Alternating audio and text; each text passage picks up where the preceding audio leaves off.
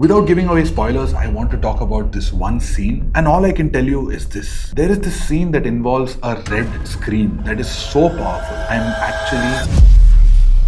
So I finally watched Dhurandhar, and one thing that makes it so different from any other Indian spy films is this. India and Pakistan have been fighting for decades. Hundreds of films have been made about this conflict, but very few films ask these questions. What do you do when you want peace, but the world doesn't? What do you do when your home keeps on getting attacked? Can you stay calm, or do you take the route of anger? And if you take that different route, who pays the price? And what is the satisfaction you feel at the end of that route? Take all of these questions and apply it to our never-ending rivalry with our neighbor, and you get Dhurandhar. In short, this is what Dhurandhar is about, which even the trailer sets up. After a series of attacks from Pakistan, Indian intelligence decides to fight this problem at its core, at its source. They design an operation in which they send one undercover agent all the way to Lyari in Karachi, a part of Karachi controlled by gangs and politicians, which they believe feeds all these terrorist attacks. How that agent gets into the gang, what he does, is he successful in his mission or not? This is the base of Dhurandhar. In today's video, we're going to get into the good, the bad, and the weird of Dhurandhar. But before we talk about the film, a small announcement. We're officially getting into the holidays, an entire new year is coming up, and if you're looking for the perfect gift for a movie fan, even if it's yourself, we just launched these really cool 2026 desk calendars on Fully Filmy, which is our merch brand. Every calendar comes with this free wooden stand. It looks really great on any desk, and it fits right under your budget. So go check out the entire collection on our online store, fullyfilmy.in. I'm going to leave the link in the description, but now back to Dhurandhar, and let's start with the good.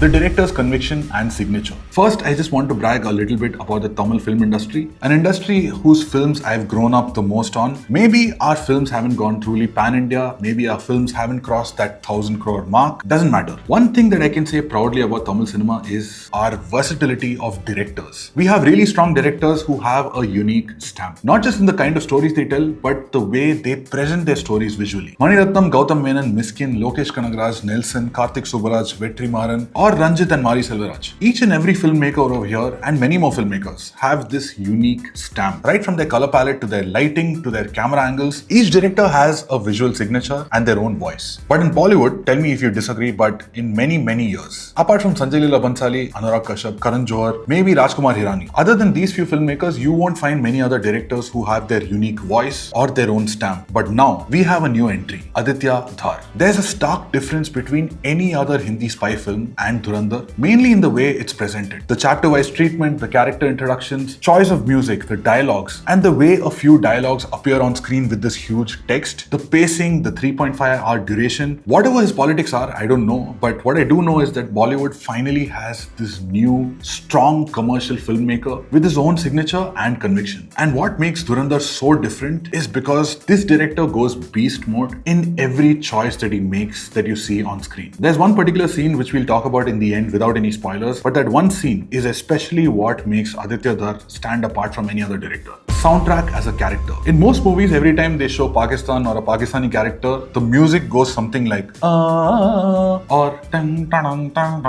same old cliched Arabic style guitar and percussion, which is so overdone and cringe at this point. And last night I was just watching an interview of Bahul Ramesh, who's the screenwriter of these amazing Malayalam films like Kishkinda Kandam and Echo. One of the things that he spoke about is how in their films they try to do something completely contrasting in every single scene of their film, including the music. Like if there's an action scene or some really violent scene, instead of using heavy strings and drums, they'll try to use a soft melody, and suddenly the scene becomes so unique. Thankfully, that's exactly what Shashwat Sachdev does here, who's the music director of the film. He takes Punjabi folk songs from the 90s, Qawwalis from the 60s, 70s Bollywood music, disco, rap, trap, electronic dance music, and creates something so fresh that the soundtrack becomes a character. Like I never imagined such a music playing for a political rally, and you know when you watch that scene on screen. Completely unexpected use of music which gives the film such a unique texture. Production design and visual aesthetic. From the tiny juice shop that Ranveer's character works in, to every interrogation room and warehouse, from how intel is passed to all of those mystery notebooks, to the cars, bikes, weapons, and where they come from the costumes to the color grading, every technical department except one is in beast mode. We'll talk about that one department later. The world building in this film is so insane that the area of Lyari itself becomes another character. Which is why even though the first half is 2 hours long, you don't really feel it that much. Because of these departments, you don't feel like you're watching a film. You can smell the dust, the fuel, the blood, the bullets. You literally feel like you're living in that town. All that effort of entirely recreating Lyari in Bangkok really paid off because every little detail feels so real. A restrained Ranveer Singh. Okay, we all saw what happened recently.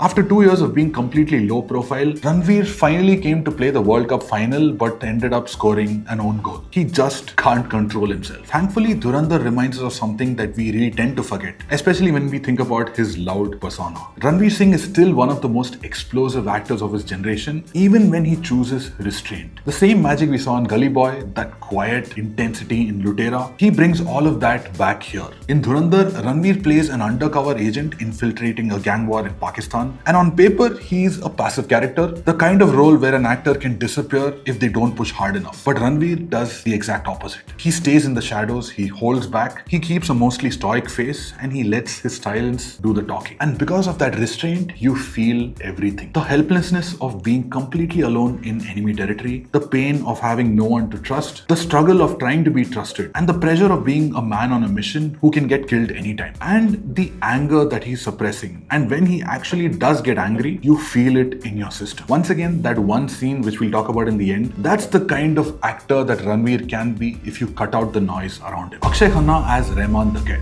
In every movie that he's cast in, Akshaye Khanna has this habit of eating up every competition, even if he's just slowly walking in a frame or suspiciously looking at some character. But the question is, what about a film which has such a huge star cast full of powerhouse performers? Can he still stand out? And the answer is 100% yes. Aditya Dhar gives Akshay the role of a lifetime, a huge playground to play with, and he bowls him full toss after full toss. And Akshay, whether it's being vulnerable, protective, violent, angry, suspicious, or the most unforgettable moment of them all, being completely lost in dance, Akshay faces each delivery on the front foot and hits 6 after 6. Unhinged violence and action. This is a warning to every parent who's watching this. Do not bring kids to this movie. It doesn't matter if the theater is okay with letting them in, but you need to do better. Before the release of Coolie, there was one thing that Lokesh Kanagaraj said about his film, which I still can't forget. No compromise on violence. And when I think about it, I don't think he was talking about Coolie, I think he was talking about this film. Most of Dhurandhar is set in Lyari, the most violent area in Karachi, and you can feel the danger of this area right from the first moment, the first night that Ranveer arrives here. The way that scene unfolds with raw, graphic detail, within 2 minutes you understand the tone of the film, that you start preparing yourself for every other character and every other dangerous moment that comes after this. And this is what I believe. If you want to make someone uncomfortable, just show them reality. In most movies, violence is used to glorify and elevate the hero, but the scariest and most disturbing scenes in the world are not in movies. They are found in real-world crime footage, taken on camcorders, CCTV, and even phones. And this is why Dhurandhar's violence feels so different.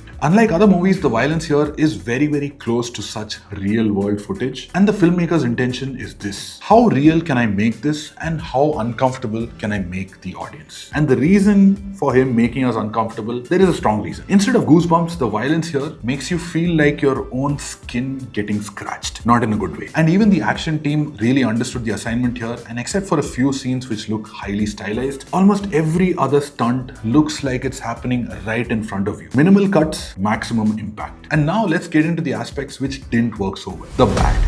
Generic love track. Before the release, most of the chatter around the film was this 20-year age gap between Ranveer Singh and Sara Arjun, who plays the female lead, which is a fair argument in society, but when you look at the context of the story over here and how they address that exact same point in a scene, it feels justified. But even though this entire track is not pointless and there's a bigger motive behind this relationship, the chemistry between these two characters feels less like lovers and more like elder brother, younger sister vibes. The interactions feel very bland and unidimensional, and I really don't care about a film's duration as long as it's engaging, but in a film that's 3.5 hours long, I feel like they didn't treat this romantic track with the same level of interest, passion, or detail as every other scene, every other character. Which is why when you're watching these scenes between both of them, you really feel the film's length, and every time both of them appear on screen, 3-4 people from the audience would disappear off screen into the bathroom or the canteen. The Sanjay Dutt fatigue. Maybe it's just me, but even though Sanju Baba suits his character and he plays SP Chaudhary so perfectly, even though he does his job well and he has the most badass lines in the film, I've honestly seen him play the same character of a badass cop so many times that it honestly feels tiring. And this is one of the reasons when I felt disconnected from an otherwise realistic film. See, I'm really happy that he's consistently acting, but someone really needs to think of something new for Sanju Baba. Tacky VFX. This is also a similar problem. Production design, costume design, cinematography, color grading, every technical aspect of this film makes the films look so real, so immersive, that even one small fault seems noticeable. Like if you have this brand new white shirt, which looks so clean and pristine, but then suddenly there's one brown dot on it. Your eyes directly go there. That's what the VFX in Dhurandhar feels like, especially with the scenes of explosions and bodies flying. It just feels a little rushed, a little shabby, a little below par for an otherwise such a big budget, huge film. So we've spoken about the good, we've spoken about the bad, but there's one part of this film that doesn't fit into either category. Something the director does that's so bold, it just needs its own section. And that section is the weird. Without giving away spoilers, I want to talk about this one scene, and all I can tell you is this. There is this scene that involves a red screen that is so powerful, I'm actually scared. It's presented as a mix of real world footage plus voice recordings, and the thing is, the scene is about something that as Indians, each one of us remembers as a horror story. And to take that moment of horror, place it and present it as a moment of high tension and combining it with peak craft. What Ranveer is feeling in that moment, the makers literally make us, the audience, feel that exact feeling, which is also why I'm a little concerned. I don't know if the rest of this movie is going to be some big box office success, but this moment, I'm a bit scared about the reactions that it's going to get while watching the movie and even after the movie, because this scene is so effective. Especially with the climate of the last few years, I'm even more scared about the feeling that it's going to leave with us as Indians. Once you watch the movie, come back and tell me what you thought about it in the comments. But all said and done, even though Dhurandhar has become this two-part film now, unlike all of the other films that were sold falsely as